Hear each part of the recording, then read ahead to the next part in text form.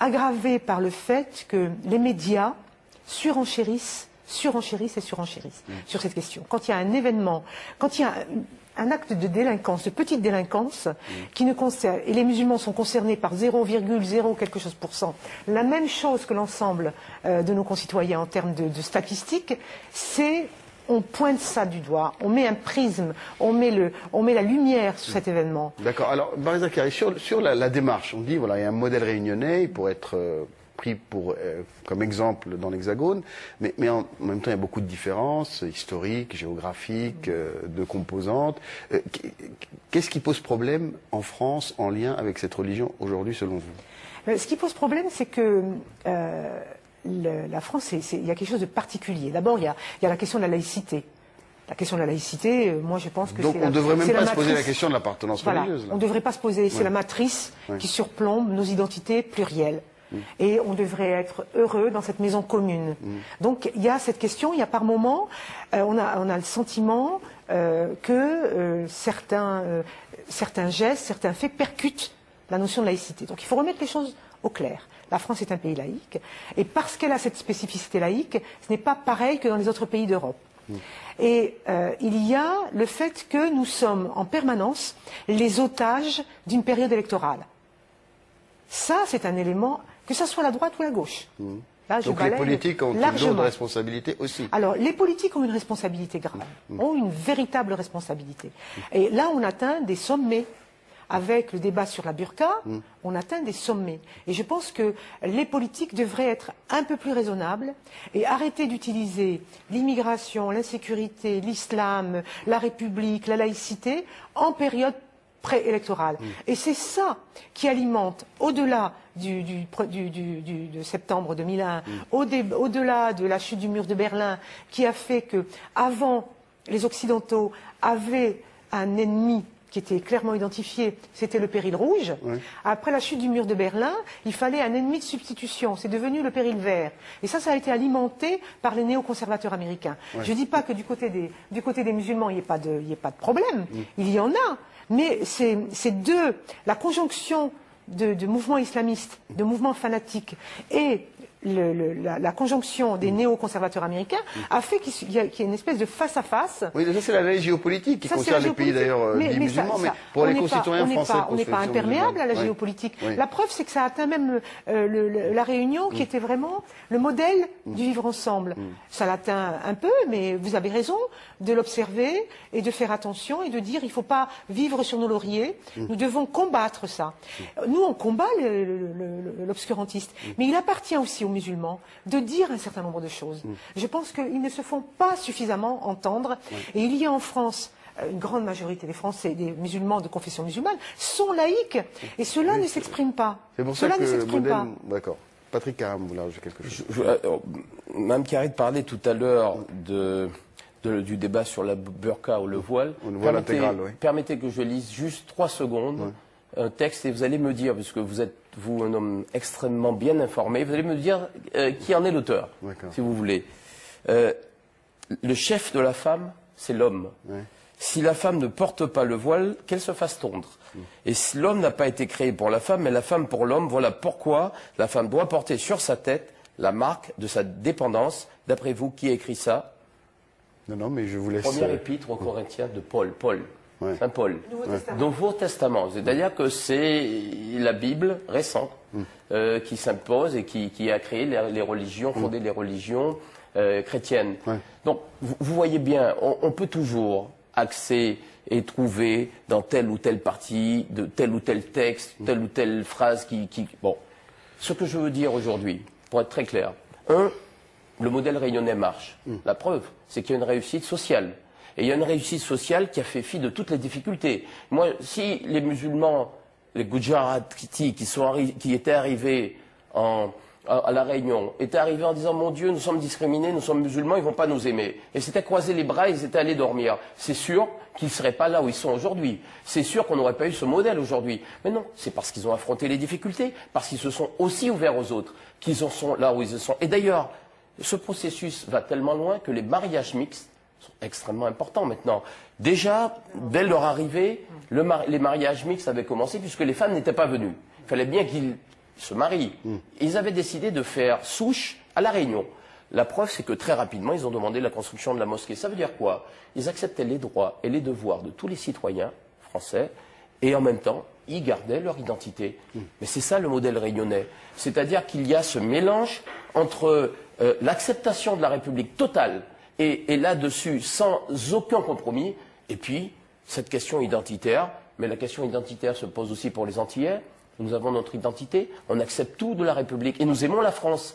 Mais nous avons aussi une identité spécifique, une identité régionale qui fait partie de l'identité française. Et cette identité-là, eh bien, c'est un modèle parce qu'aujourd'hui, dans l'Hexagone, au moment où on s'interroge, est-ce que l'islam est, oui ou non, une religion qui a droit de citer, moi je dis une chose, rien ne serait pire que de laisser l'enseignement religieux se faire dans des caves. Rien ne serait pire que de laisser des gens dont on ne connaît pas les origines venir avec des visas de touristes, enseigner sans qu'il y ait de contrôle.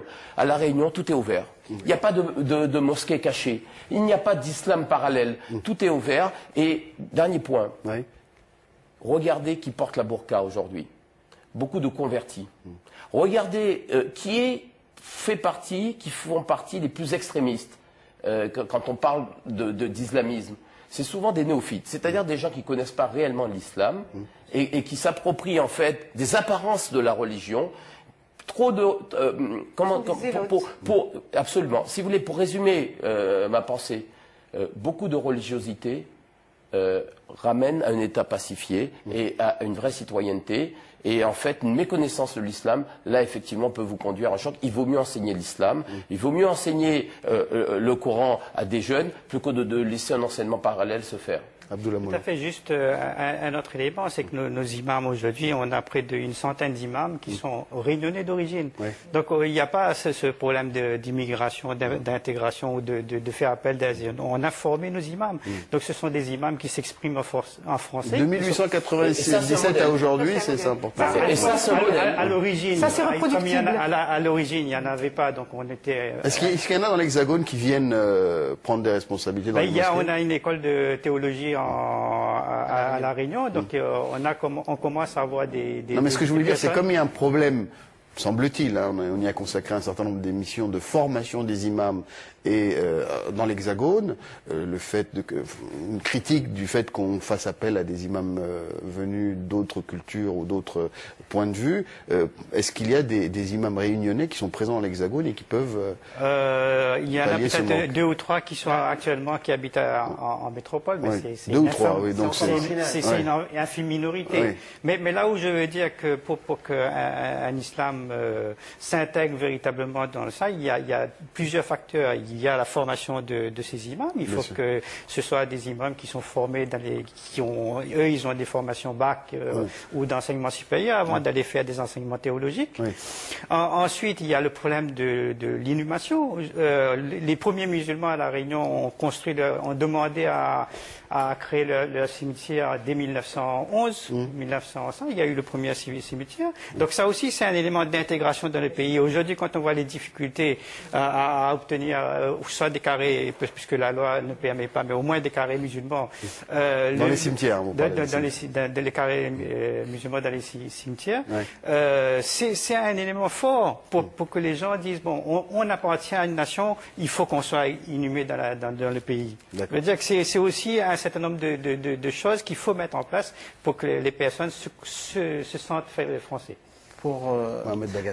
J'aurais souhaité rebondir sur 2 ou 3 choses. C'est premièrement la laïcité. Qu'est-ce que c'est? À mon sens, en 2005, lorsque le ministre de l'Intérieur de l'époque, M. Nicolas Sarkozy, était venu à La Réunion, il avait présenté son projet de laïcité positive, laïcité à la française. Moi, j'avais totalement adhéré au message de M. Nicolas Sarkozy, le discours qu'il a prononcé dans la grande mosquée de Saint-Denis, au Conseil général.